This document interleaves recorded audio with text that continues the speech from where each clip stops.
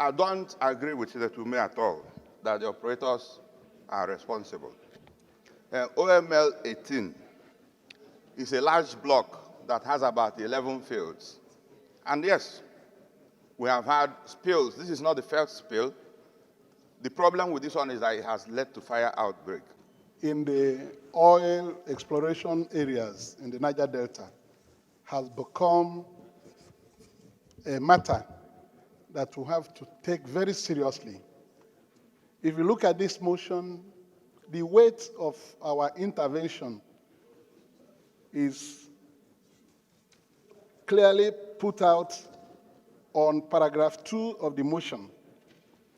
She says, incidents of oil spills and fire outbreaks in the Niger Delta region are recurrent and often result from lapses in safety protocols, sabotage, or inadequate enforcement of environmental laws and other regulatory frameworks governing oil exploration activities. This is the center of the problem.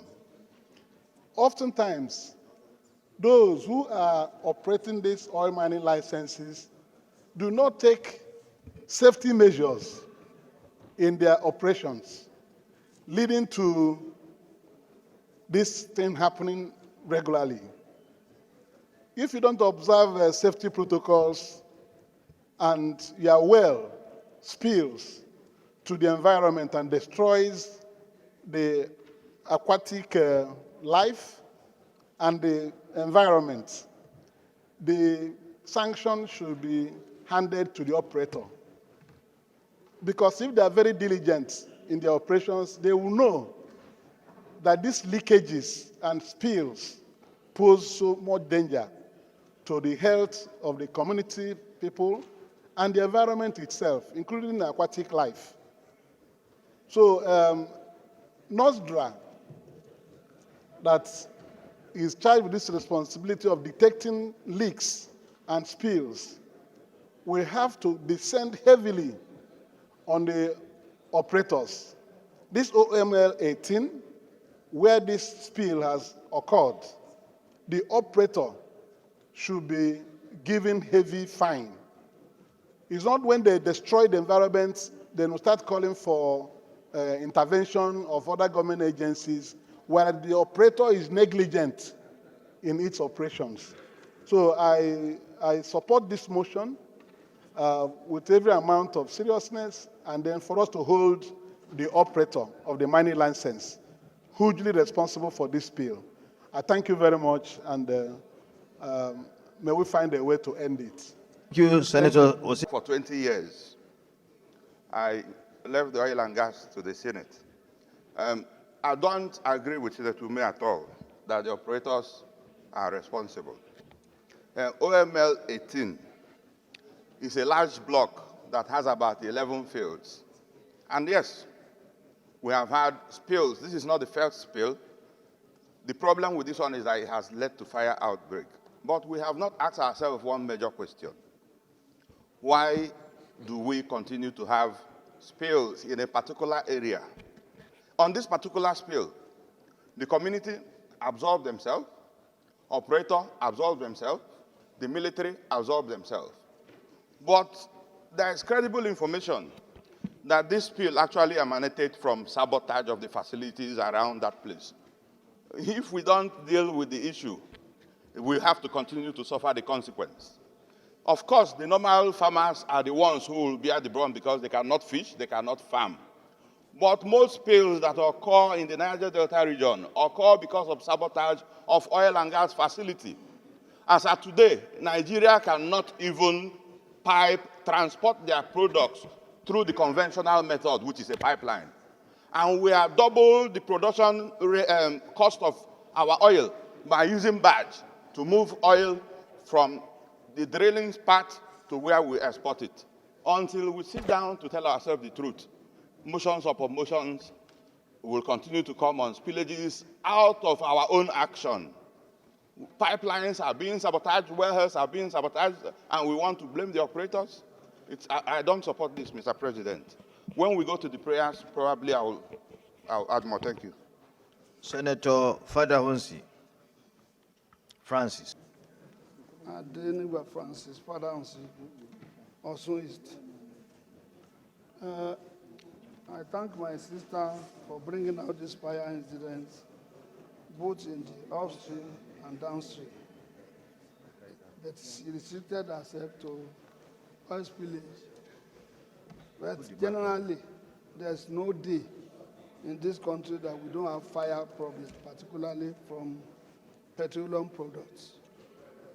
Yesterday, around that area in Ngwu, the chairman of Ngwu local government saw another oil spillage, about 2, which is showed on the television.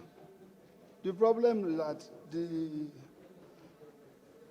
those people that are managing the oil, those people that are really managing this oil spillage, particularly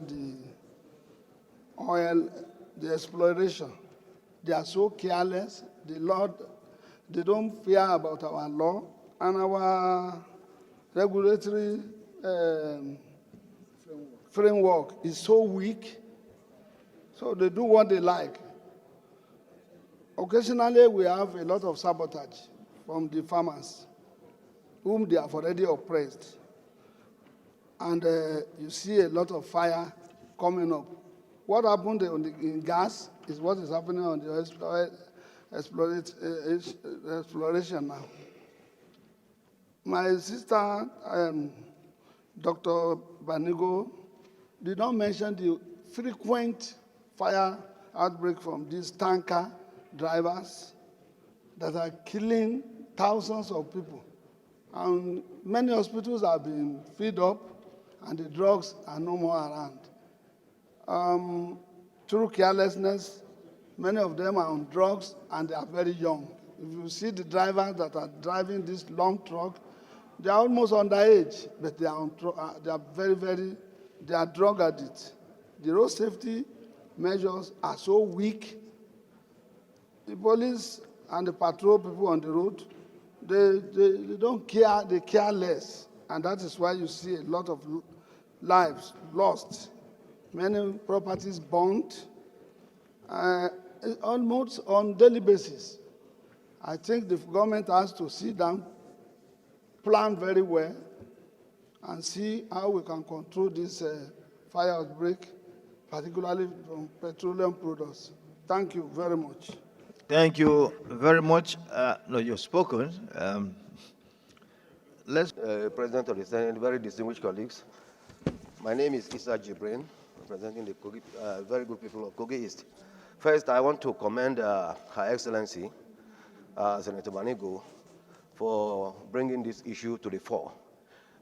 The motion is very well articulated, and he has brought to the fore the various problems that we have in that area of that part of the country with respect to oil spillage and the associated problems.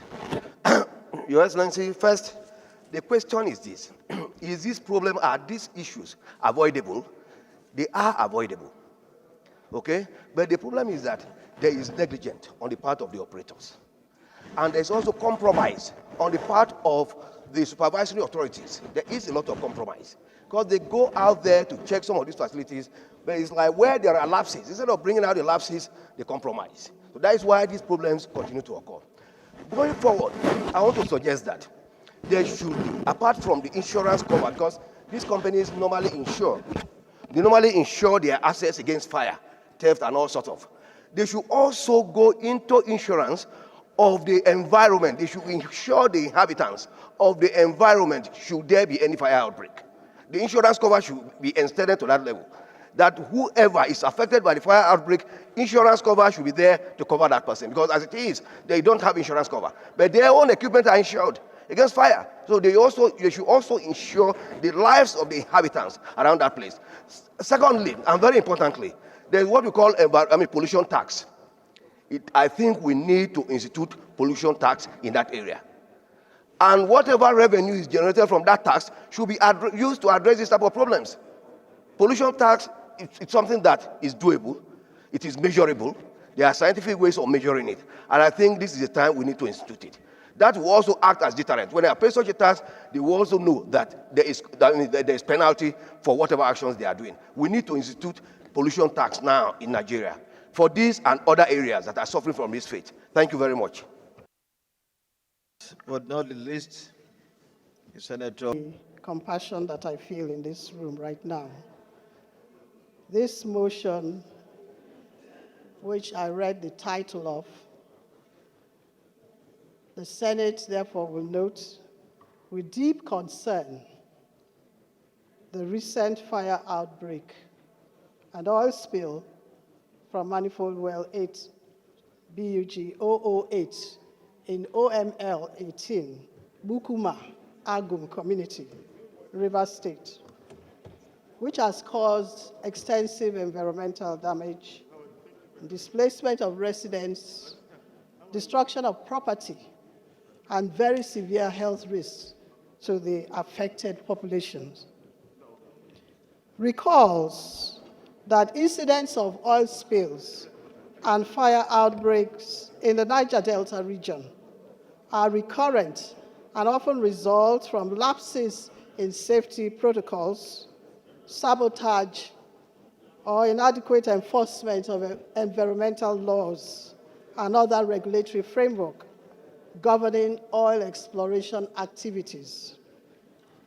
Recognizes the severe consequences of this incident, including contamination of rivers, farmlands, and aquatic life, which constitute the primary source of livelihood for the residents of Buguma in Asari Toro local government area, Ifoko in Asari Toro local government area, and Bukuma Agum community in Degema.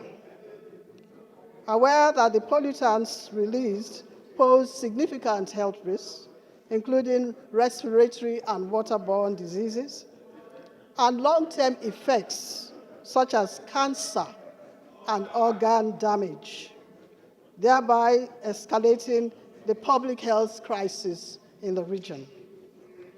Concerned by the delayed response of responsible oil companies and regulatory bodies, which exacerbates the suffering, the sufferings of affected communities and undermines public trust in the enforcement of environmental laws. Accordingly, resolves to urge the National Oil Spill Detection and Response Agency, NOSDRA, to immediately investigate the cause of the fire outbreak and oil spill from manifold well in OML 18 Bukuma, Agum, in Degema, Rivers State, and submit a detailed report to the Senate within 4 weeks.